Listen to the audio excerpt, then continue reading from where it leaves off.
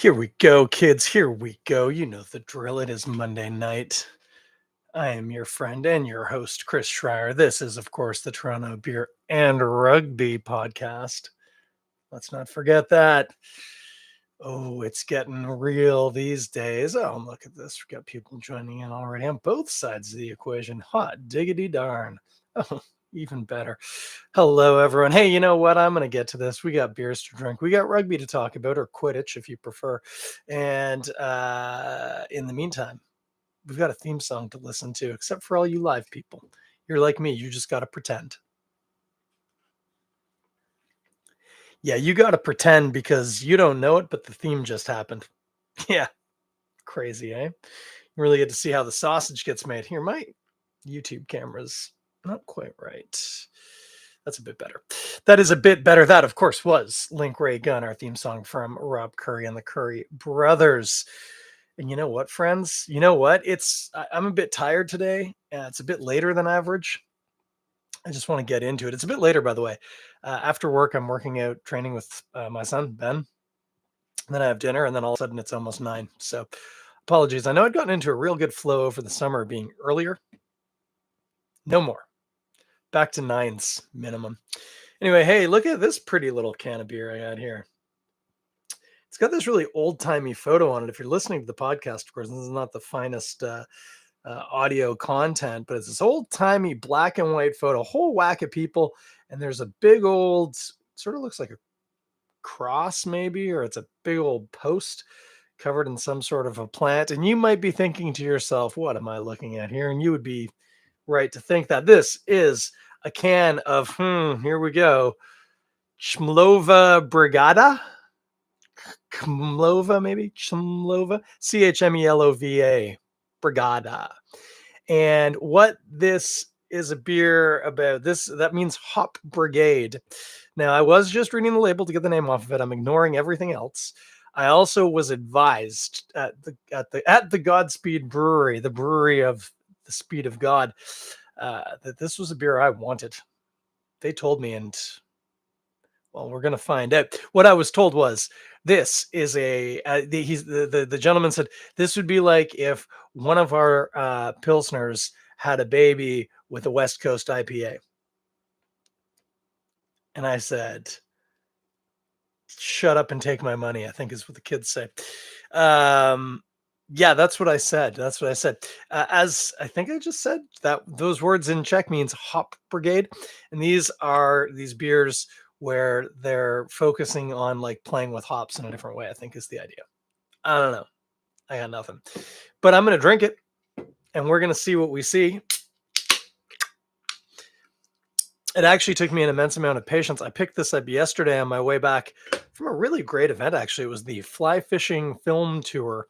And they showed like 8 or 9 different shorts, all fly fishing at the Royal Cinema, which, in case you've forgotten, is like right next to Brewery of Volo.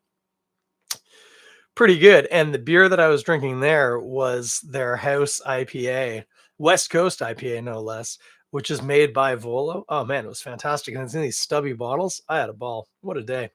I didn't win anything, but I did get a pretty, look, I got it right here. I got this big Reddington sticker. Where am I going to put that? Probably on the car, on the fairing. Anyway, it was a good old time. And then on my way back, my transit plan left me right in front of Godspeed. So obviously I had to stop in and pick some stuff up. So I picked this up, but it was a real wrench not getting into it yesterday. But I wanted to have it here. That's the idea. So here we go. Oh, shoot, kids at home. I'm sorry, I poured that off camera. Not the cleanest glass ever. I had a beer out of it with dinner. Incidentally, the Kawasemi from Godspeed, that's the Indian style lager, went real nice with the Thai fish curry we had for dinner. Whew, that was something. Anyway, let's talk more about this. Now, okay, I've got a slight problem. At the gym, I use this body wash that I love. It's from Lush. It's called Happy. But it's got like citrus and patchouli and other stuff. And so what I'm actually smelling predominantly right now is my body wash, which is great. It's just not what's in the glass. This is going to take some doing. And any citrus notes have to be taken with a grain of citrus. So right out the gate, it smells like lemon peels. Which incidentally, the shampoo I used, also from Lush, has lemon in it. I don't know how reliable a resource I am right now. But yeah, yeah, no, it smells like lemon peels and like lemon candy. And hmm, I can't even I can't even do the skin smell reset because it's just making me smell more of my happy body wash. Uh, m- maybe apricots. I There's no apricot in my body wash. I think I'm going with apricots. Let's just get drinking. It's the late one already, guys. I gotta move.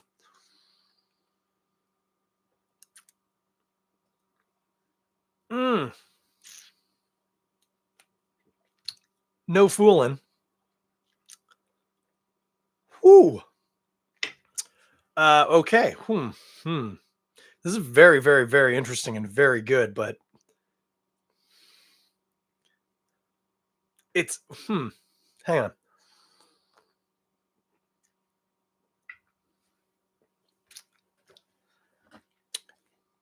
It's very hoppy. It's not quite sticky. There's a nicely spicy, very notable hop bitterness immediately and on the finish.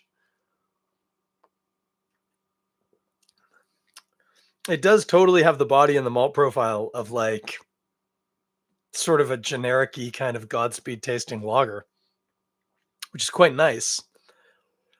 I almost think part of that mouthfeel, there might be some protein action from that hop.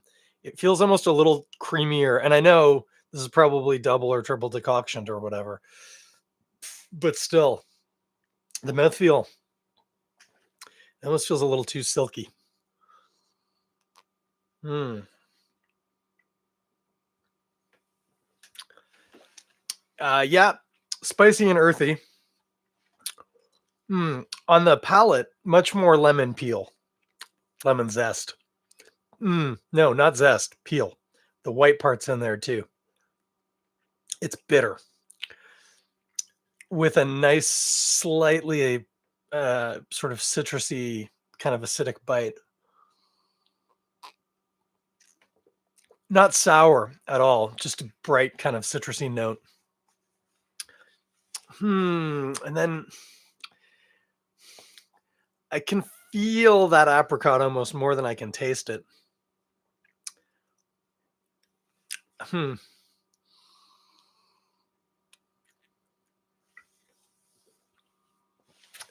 Yeah, it's almost the very first impression of the hop. For the briefest of moments, it's like fresh apricot, not dried, fresh. Then big time lemon peel, earthy, spicy, very hoppy. Well, and West Coasty is what it comes down to. It actually, the sensation of the finish is not too dissimilar from like a Lone Pine or a Bone Shaker, if I'm honest with you. It's hoppy enough that I think actually part of that earthy spiciness, it's almost a little leafy too, and it's like a little plant material-y, which is fine. It's got a lot of hops in it, I think. Sure tastes that way.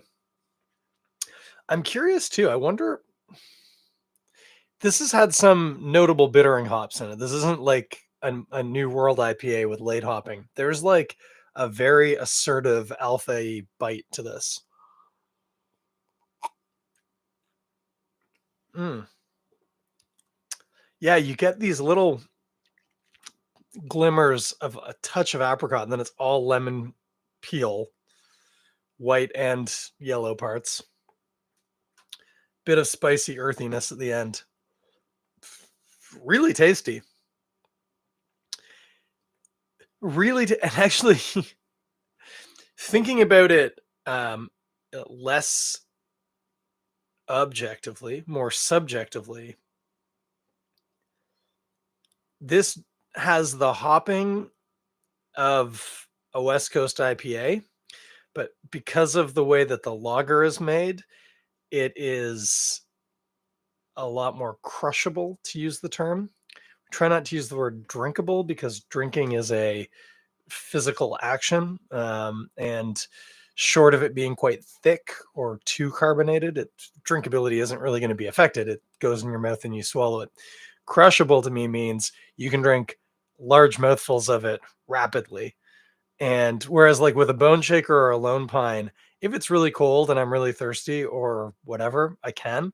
But for the most part, you're taking smaller mouthfuls because there's a lot more happening there. This has probably not as much hopping, if we're honest, but it appears to in the mouth. But because it's got this nice, creamy, smooth lager to it, like I've got to do my little TikTok 60-second. I might have to open a second can for that, the way this is going.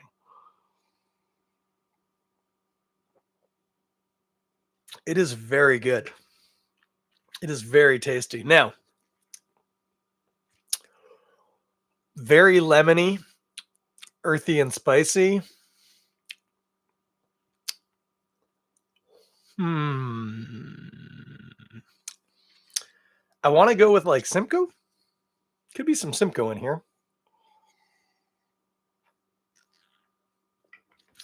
That lemon, what are we getting? That kicking off some. If it's Simcoe and Citra, that actually kind of is a little disappointing. It's delicious if that's the case. But that's like, I don't know. Simcoe and Citra, like you and every other IPA out there.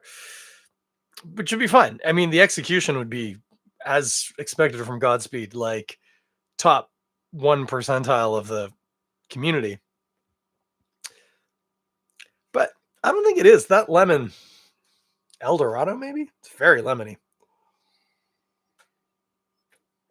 But again, spicy and earthy. And I mean, Simcoe can kick a lot of Citra too. Maybe it's something else in Simcoe. I don't know. You know what? Let's read the can. I'm going to read it. I'm going to read the small print now. This can, incidentally, is mostly a photo. And then just on the edge here, you get that.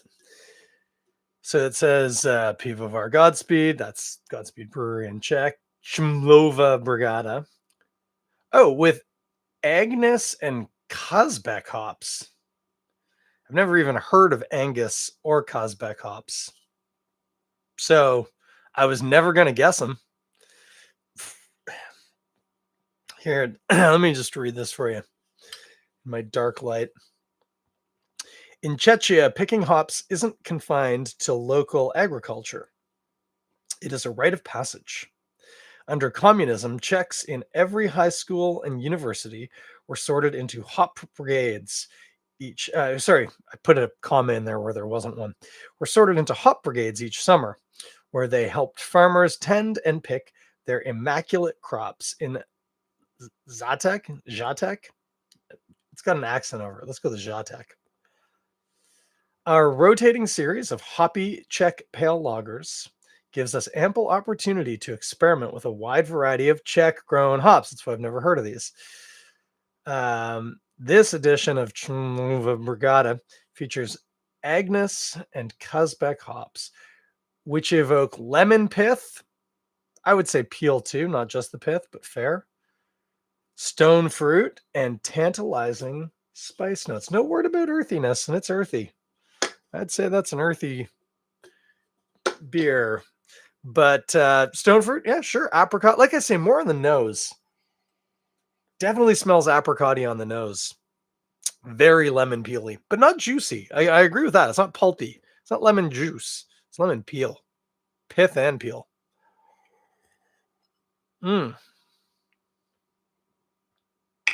Tasty stuff, though. Tasty stuff. This is available right now at Godspeed Brewery on Coxwell, just south of Gerrard. I shouldn't have to tell you that. If you are a listener to the Toronto Beer Podcast and you are within the geographical catchment of the Toronto Beer Podcast and you do not know where Godspeed Brewery is, you are not living, kid. Let me tell you. Unless you're one of the kids watching at home. If you're one of the kids watching at home, I mean, if you go to Godspeed with your parents, that's fine. I mean, I'm sure they would let you in if you went alone. You just can't get beer. So hard luck there. You can get this at Godspeed Brewery right now, and I would encourage you to do so. It is a banger. It's very tasty. I wonder if they have it on side pull at the bar. Side pull taps, so hot right now. Eating with this, kind of interesting because of that slightly lighter body, smoother, crushable. I don't know if we're gonna necessarily go the usual route of something spicy. The classic West Coast is like a nice fiery curry, right? Okay. I did just have a nice red Thai curry. We could have kicked that up. That would work. It would probably hold up nicely. I think I still want some heat. I just don't want the beer to have to do as much heavy lifting on like, so the classic like Nashville hot chicken, for instance, where the spiciness and the hoppiness got that, then the astringency from the hops helps like cut through the fattiness of the fried chicken. I don't want to put that much responsibility on the beer. The hoppy spicy thing we can work with. Oh, yeah. You know what? This is a bit of a weird one. We have these PC brand kettle chips right now, and we have a jalapeno one, sort of like the Miss Vicky's. I actually much prefer this PC brand to the Miss Vicky's. The chips to me are about the same, but that jalapeno flavoring that PC brand is using, to be honest with you, it's that it tastes more like jalapenos. So like the Miss Vicky's ones are hot and a little sort of generically peppery. These ones taste very much like eating jalapenos, which is quite nice. Now, I know kettle chips are not like light snacks, but I think the beer alone could have kept up with the chip without the hop. And then the hops with the spiciness of the chips, that's going to be a fun little pairing. Yeah, that's what I want. And I have some, and so maybe I'm going to eat that later. Although, oh no, wait, that's right. That's right. There's modified milk ingredients in there. We looked it up. And I try and go plant-based Tuesday, Wednesday, Thursday. So often on a Monday Eve, I'll have a little snickery snack of some chips. And I was gonna say I'll probably have my flamin' hot Doritos because they're not vegan. But then again, neither are the jalapeno chips, so it's a wash. And they're both gonna keep till Friday, so who cares? We'll see. We will see. Let me have a sip and then let me get back at you for the second half of the Toronto Beer and Rugby podcast, being the rugby part. Frig, that's a good beer. So hoppy. Again, not squeaky. It doesn't have that much hops in it, I think. I think the thing is with the lager, it doesn't take as much. Anyway, it's delicious. It's very tasty. Very hoppy. Never had an Agnes or a Kazbek or whatever we said it was called hop. Kazbek, yeah. Never even heard of him. Okay. Friends. This past weekend, there were 2 rugby matches in the Rugby World Cup. I had predictions for both of them. I was actually maybe not very right, but fairly right in one. And like wrong based on my prediction. Okay, let me just get to it. New Zealand thrashed Argentina as expected. I think the final score was 40-6. Argentina had 2 penalties they kicked in the first half and then didn't make another noise for the rest of the game. Meanwhile, New Zealand poured it on, played some maybe not beautiful, but very decent rugby. Were subbing players out by the half because they knew the game was done and they didn't want people to get hurt and they wanted people to be fresh for the game next weekend, which is the final. Even up to and so far as, and some people have been critical about this, but they played the last couple of minutes, 5 or 6 minutes of the game voluntarily with 14 players. They pulled one of their players off. Subsequently, after the game, Ian Foster, Fozzie, as they call him, said that actually it was a strategic choice, not so much about keeping that player fresh, but they were worried. He'd been warned about a couple of penalties or something, and I didn't watch that game because I was at work and I haven't watched the replay. But Foster said that he was worried about him possibly getting a yellow card, so they just wanted to get him off the field, and they didn't have any more substitutions. So in rugby, you have a roster of 23 people. Um, Actually, if you want to get really deep in the weeds, it's up to 23 people, and the visiting team dictates, I think. So if the visiting team says, no, we're only playing with 18 subs, then the home team also can only play. It's really weird rule. Nobody ever uses it that way, but it is theoretically possible. Anywho, you've got 23 players, 15 start on the field, and then you have 8 substitutions, with the exception of head injury assessments and blood substitutions, which are another thing. If you just straight substitute a player, whether the player was injured or just tired and needs to come off, the player you took off can only come back on as a blood or a head injury assessment substitute. They cannot come back on regularly. And once you've done that 8 times, you're out because you don't have any more players. All 8 have been subbed. New Zealand had done that. They'd subbed all of their players, and so they didn't have any more substitutions. They had this player. They were worried that he might get a yellow card. Plus, I think they did genuinely just want to keep him a bit fresher. And so they did what you can do, which is you can just say, hey, you, come on off. You're not playing anymore. And you just don't have as many players. And it didn't affect them at all. That's a bit of a flex. But it was also very smart gamesmanship. The one that had me all tongue-tied as I was trying to figure out a way to introduce it was I genuinely thought South Africa was going to do basically the same thing to England, because England has not looked sharp this tournament. They did not look sharp coming into it. Even the game against Fiji, which people keep using as some sort of touchstone about the quality of English rugby, was actually kind of a mess. They did not play a tight game. Their saving grace was Fiji, who are a fantastic team, just don't usually go that deep in the tournament, and they looked gassed. So anyway, I thought they were going to get thumped. They didn't. They were actually winning the game the whole way. Okay, it was tied at the beginning when it was 0-0. They were the first to score like a minute and 30 seconds in on a penalty kick. And they didn't give up the lead, and I think until the 77th minute, when South Africa's just amazing old school number 10, Handré Pollard, stepped up and struck a penalty with just calm, confident, another adjective. He was amazing. I need a sip of beer. That said, England played to a very specific, tight game plan. Was it interesting to watch? No, it was very boring. Is that the kind of rugby game I like to see? Not particularly. But what they did is they prevented South Africa from playing an expansive game of rugby. You remember last week when I was talking about how New Zealand beat Ireland, not by playing beautiful rugby, but by playing a game of rugby that suited them slightly better than it suited Ireland, even if it wasn't particularly good for either of them? That's not exactly what England did, because this is actually the game England prefers to play in their recent history, past sort of 4 or 5 years.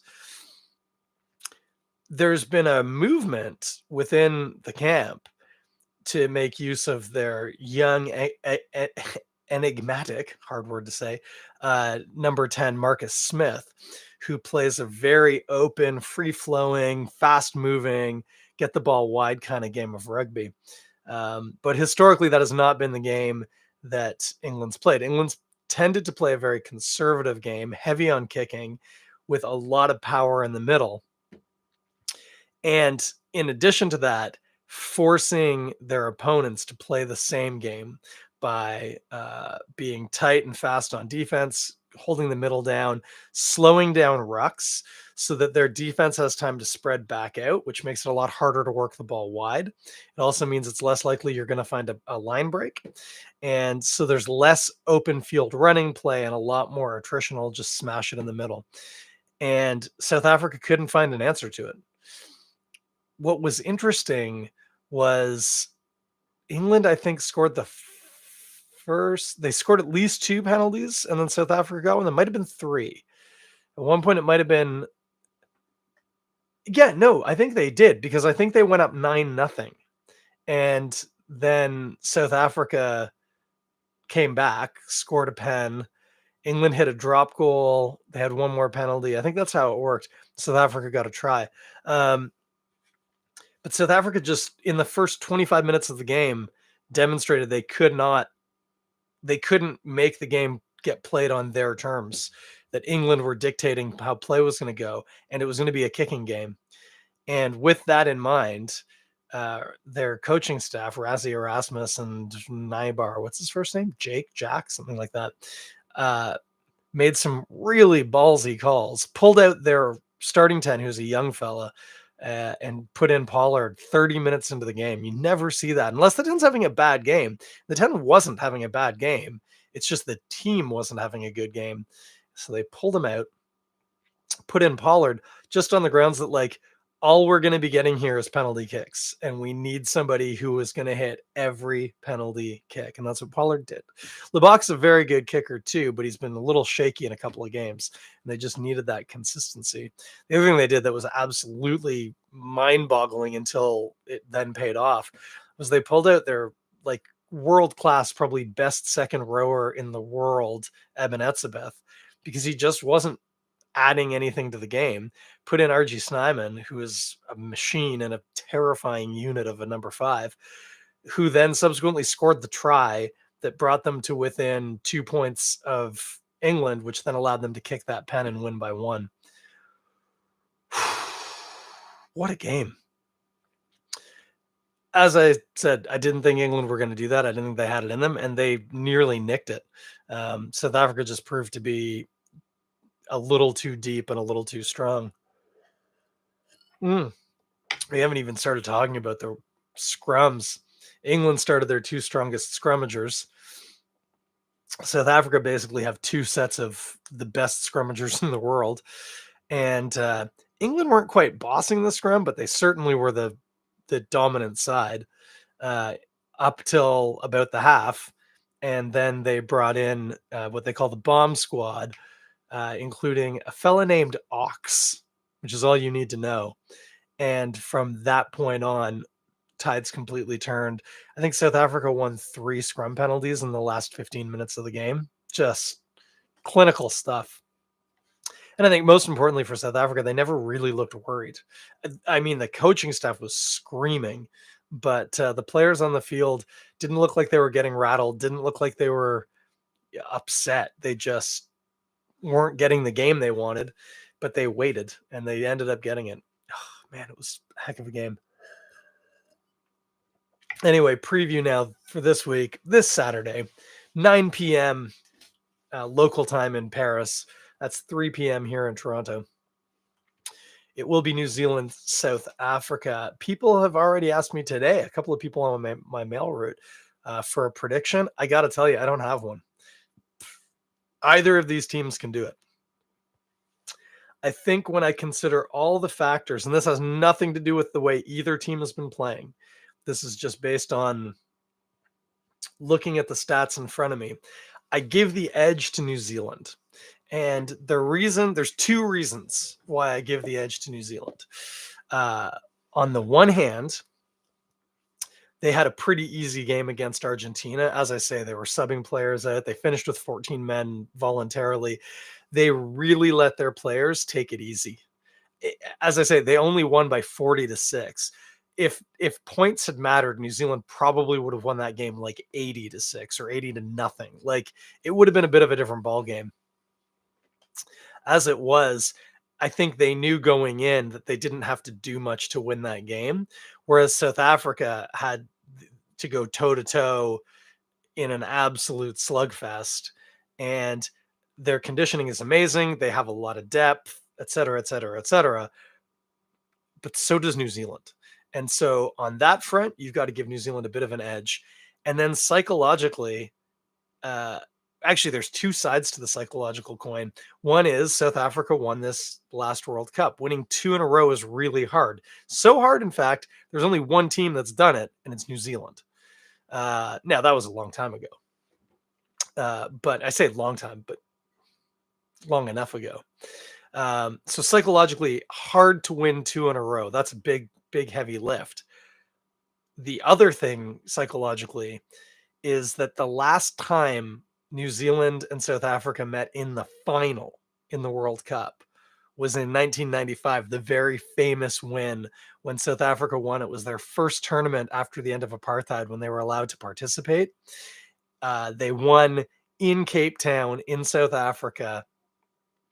And famously, Nelson Mandela brought the World Cup out onto the field wearing the shirt of Francois Pienaar, the South African captain, who is a white settler. And of course, Nelson Mandela, the black president at the time, who'd been imprisoned for, I think it was 22 years as a terrorist. Well, let's not get too political, but let's not forget that sometimes terrorists turn out to be okay people sometimes.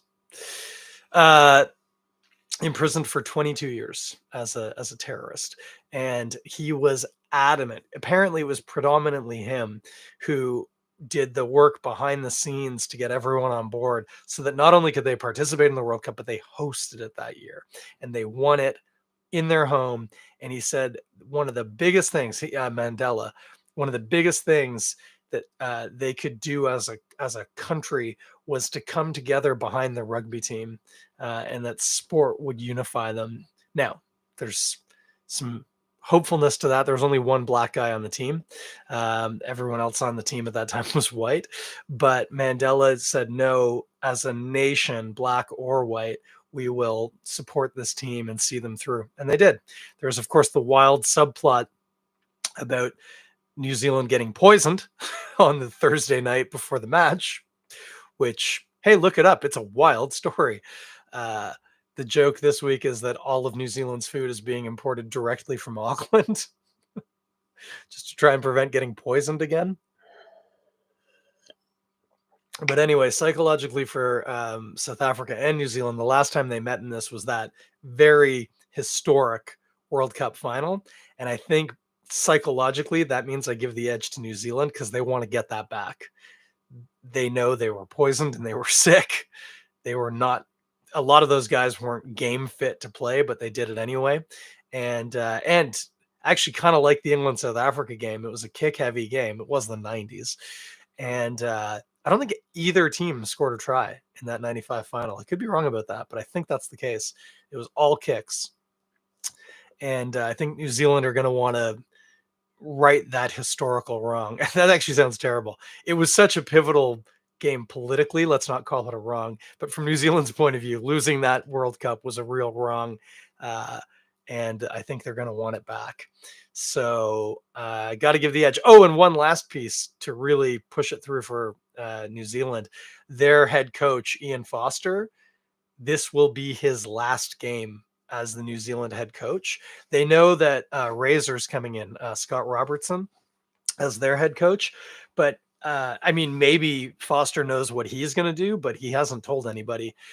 He's just done. And I think they're going to want to give him a sending off. He has been, I mean, I was going to make a call, but I don't have the statistics to back it up. I was going to say he's probably the most winning international men's rugby coach, I think, at least in the modern era. And so I think they're going to do it. There you go. Actually, I've talked myself into it. My prediction, New Zealand. Not a big win, but a win. Maybe 6 points, 5 points.